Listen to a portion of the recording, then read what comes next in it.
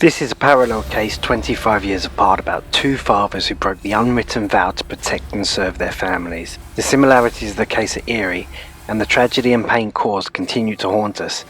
This is a story of two fathers and the decision they made to leave behind a trail of destruction in their wake. This is the tragedy of the family annihilators, an ugly term used to describe parents that snap and commit the horrific act of familicide. Bradford Bishop worked for the US Foreign Service as a diplomat. He was an accomplished man with an Ivy League education and 2 master's degrees. He was a successful and enviable man. Brad Bishop was highly intelligent, spoke 6 languages, married his high school sweetheart, and was what you would call all-American. Bradford married Annette Weiss in 1959. He joined the US Army in the late 50s and spent 4 years working in counterintelligence before moving to the Foreign Service. Brad had also travelled extensively across Italy for work and served in Africa.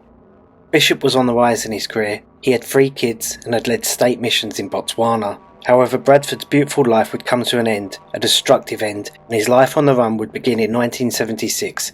Bradford killed his mother, wife and 3 kids on the 1st of March 1976 at their home in Maryland. He then vanished, seemingly into thin air, leaving a tragedy of epic proportions behind and entering the FBI's top 10 list for the next 4 decades.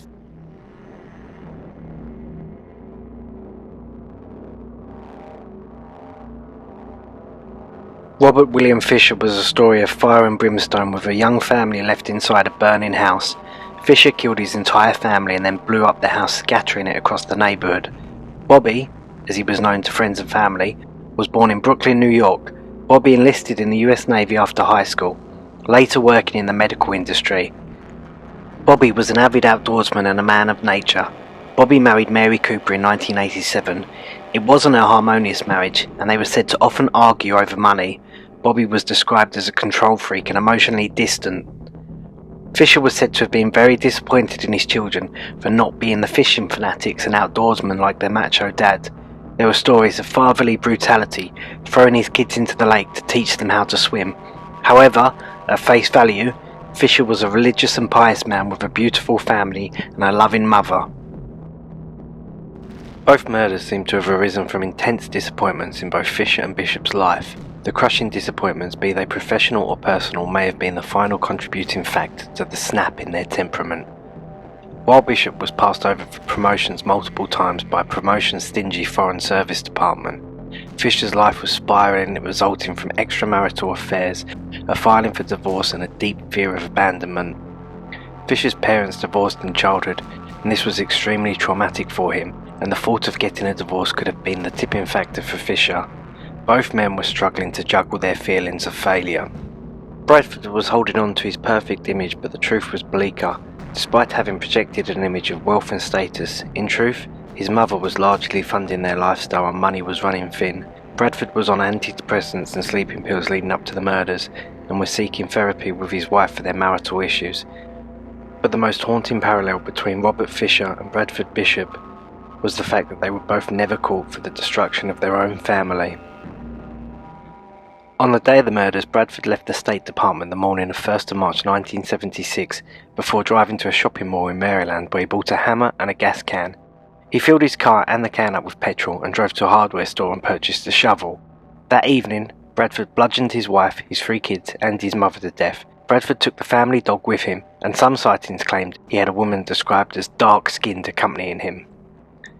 Bradford's children were aged 5, 10 and 14. The Bradford station wagon was found in Tennessee, a few miles from the Appalachian Trail and 400 miles from where he buried his family.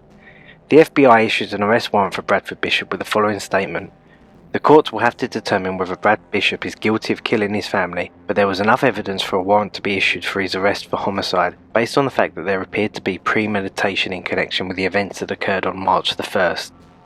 Bradford was never found, although many sightings in Europe were described, some by those who knew Bradford Bishop personally. 25 years later, Robert Fisher committed a similarly horrific crime. Fisher killed his family on the 9th of April 2001. This was 4 days before Fisher's 40th birthday.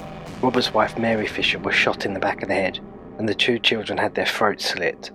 The next morning the house exploded, sending shockwaves through the neighbourhood, and causing emergency services to immediately attend.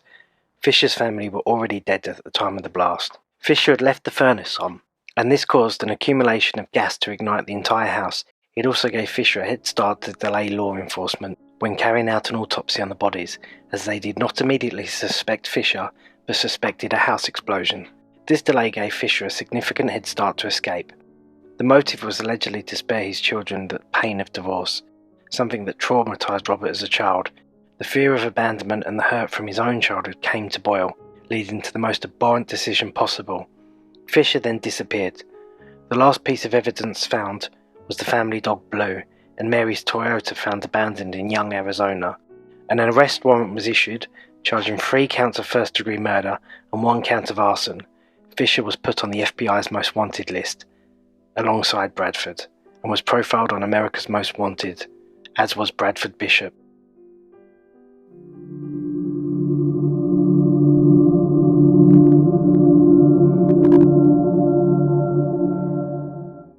Bishop was allegedly sighted in Italy, Belgium, England, Finland, the Netherlands, Greece, Germany, Spain, Sweden and Switzerland. One sighting in Stockholm consisted of a Swedish woman who knew Bishop personally from a previous business in Ethiopia, who spotted Bishop twice in a public park. She states that she is absolutely certain that the man was Bishop. In 2021, an adopted woman came forward claiming through DNA testing she discovered that Bishop was her biological father. This was later confirmed by the FBI. She has given many interviews regarding the impact of discovering her father was a mass murderer. Bishop fits the persona of an international man of mystery, and with his State Department connections, his diplomatic passport and linguistic skills, it is no surprise that Bishop has managed to escape, elude capture and integrate. He could be amongst you right now. The FBI have removed Bishop from their most wanted list because of his old age. Fisher was allegedly sighted in Vancouver, and a man arrested there was believed to be Fisher. However, the fingerprints did not match and the man was released. The police raided a house in Commerce City, Colorado, after a tip suggested Fisher was there, but he had either escaped beforehand or the tip was false. What with Fisher being an excellent outdoorsman and hunter, he could be hiding in the wilderness, surviving for 20 plus years. Fisher was removed from the FBI Most Wanted list in 2021. The similarities between the two cases are startling, and this is why I wish to write a side-by-side companion of the two. Both men were taken off the Most Wanted list after 2020, and the interest in catching the two men have died down, but let's not forget, they're still out there, somewhere.